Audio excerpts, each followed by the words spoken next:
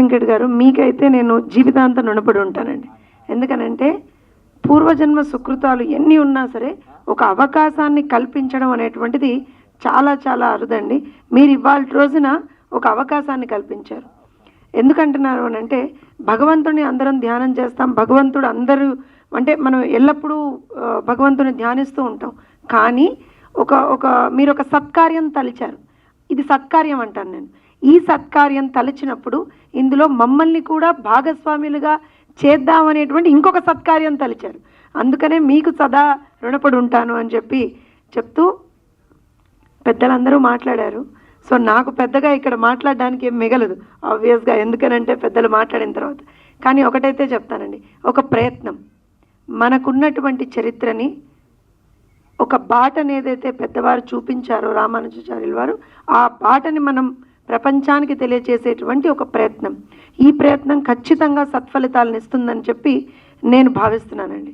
ఎందుకనంటే ఇందాక చెప్పినట్టుగా చాలామంది తీసుండొచ్చుగాక చలనచిత్రాలు ఈ పర్టిక్యులర్ కాన్సెప్ట్తో తీసుండొచ్చుగాక, కానీ నాకు తెలిసి మీరు ఏ కల్మషం లేకుండా, ఏ విధమైనటువంటి స్వార్థం లేకుండా కేవలం రామానుజాచార్యుల వారి చరిత్రని ప్రజలకి తెలపాలి. ఇది నేను మళ్ళీ ఇక్కడ ఏదో ఒక పర్టిక్యులర్ కులానికో ఒక పర్టిక్యులర్ మతానికో తెలపడం అని కూడా నేను అన్నండి.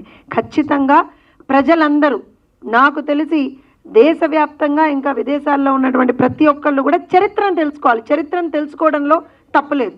ఇందులో ఎక్కడా ఎవరికి ఇంక్లైన్ అవ్వమని అడగట్లేదు, కేవలం చరిత్రను తెలుసుకోవాలి. ఇవాళ నేను కూడా I'm looking forward for July 12th, ఎందుకంటే నాకు తెలిసింది కూడా ఇంతే. సో నాకు తెలియని విషయాలు చాలా కూడా మీ చలనచిత్రంలో ఉన్నాయని చెప్పి భావిస్తున్నాను. నా పిల్లలతో సహా, నాకు తెలిసినటువంటి ప్రతి ఒక్కళ్ళతో సహా ఆ రోజున ఖచ్చితంగా సినిమా చూస్తా. ఎందుకంటే నేను నేర్చుకోవాల్సినటువంటి అంశాలు చాలా ఉన్నాయని చెప్పి ఇందాక ట్రైలర్లో నాకు అర్థమైంది. సో ఖచ్చితంగా ఇలా ఇప్పుడున్నటువంటి జనరేషన్కి ఎన్నో విషయాల్ని ఈ చలనచిత్రం ద్వారా మీరు చెప్పాలనుకునేటువంటి ఒక ప్రయత్నం చేశారు.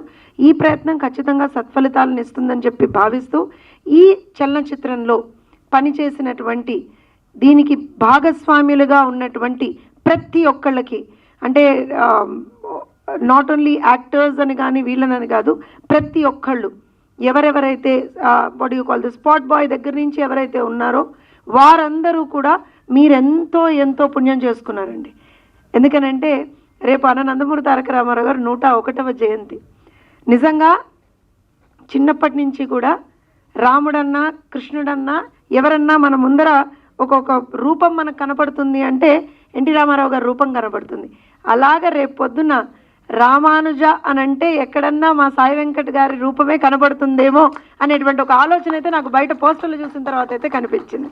సో ఖచ్చితంగా ఆ నట సార్వభౌముడి ఆశీస్సులు కూడా మీ మీద ఉంటాయని చెప్పి నేను భావిస్తున్నాను. అలానే అందరం కూడా మన పూర్వజన్మ సుకృతంగా ఇవాళ ఈ కార్యక్రమంలో భాగస్వాములుగా ఉన్నాం. రేపు పొద్దున ఈ సినిమా చూసేటువంటి ఒక మహత్ భాగ్యాన్ని కూడా మనందరం తీసుకుందాం, వెళ్ళి చూద్దాం, ఇంకా 10 మందికి చూపిద్దాం, చరిత్రని 10 మందికి చెప్పేటువంటి ఒక ప్రయత్నం చేద్దామని చెప్తూ ఇలాంటి ఒక మహత్తరమైనటువంటి అవకాశాన్ని నాకు కల్పించినందుకు, ఇలాంటి ఒక సత్కార్యంలో నన్ను కూడా భాగస్వాములుగా చేసినందుకు మీ ఆడపడుచుగా మీకు ముందరగా అయితే నా ప్రణామాలు. జై జై రామానుజ, జై హో రామానుజ, జై జై రామానుజ, జై హో.